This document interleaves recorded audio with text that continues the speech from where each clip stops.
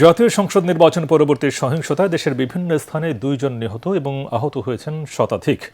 বাগেরহাটে বিএনপি ও স্বতন্ত্র প্রার্থীর সমর্থকদের মাঝে সংঘর্ষে 1 জন নিহত হয়। তবে মুন্সিগঞ্জে পারিবারিক কলহের জেরে 1 জন মারা গেছে বলে দাবি সেনাবাহিনীর। সাজ্জাদ জাহানের রিপোর্ট। বাগেরহাটের কচুয়ায় বিএনপি ও স্বতন্ত্র প্রার্থীর সমর্থকদের মাঝে সংঘর্ষে ওসমান সর্দার নামে এক ব্যক্তি নিহত হয়েছেন। শনিবার দুপুরে খুলনা মেডিকেলে চিকিৎসাধীন অবস্থায় তার মৃত্যু হয়। এই ঘটনায় আহত হয়েছেন আরও 10 জন। এদিকে মুন্সিগঞ্জে নিহত জসিমউদ্দিন পারিবারিক কলহের জেরে নিহত হয়েছেন বলে জানিয়েছে সেনাবাহিনী।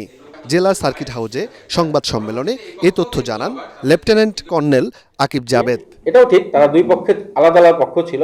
এটাকে ইনফ্লুয়েন্স করে তাদের মূলত তাদের ছিল পারিবারিক। অন্যদিকে ঝালকাঠির কাঠালিয়ায় জামায়াত কর্মী সমর্থকদের বাড়ি ও ব্যবসা প্রতিষ্ঠানে হামলার অভিযোগ উঠেছে বিএনপির নেতাকর্মীদের বিরুদ্ধে। এই ঘটনায় 2 জনকে আটক করেছে পুলিশ। এছাড়া নির্বাচন পরবর্তী সহিংসতায় চাঁদপুর ও নাটোরে একাধিক ব্যক্তি আহত হওয়ার খবর পাওয়া গেছে। টাঙ্গাইলের ঘাটাইলে নিজ নেতাকর্মীদের ওপর হামলার অভিযোগ এনে সংবাদ সম্মেলন করেছেন বিজয়ী স্বতন্ত্র প্রার্থী লুৎফুর রহমান খান আজাদ।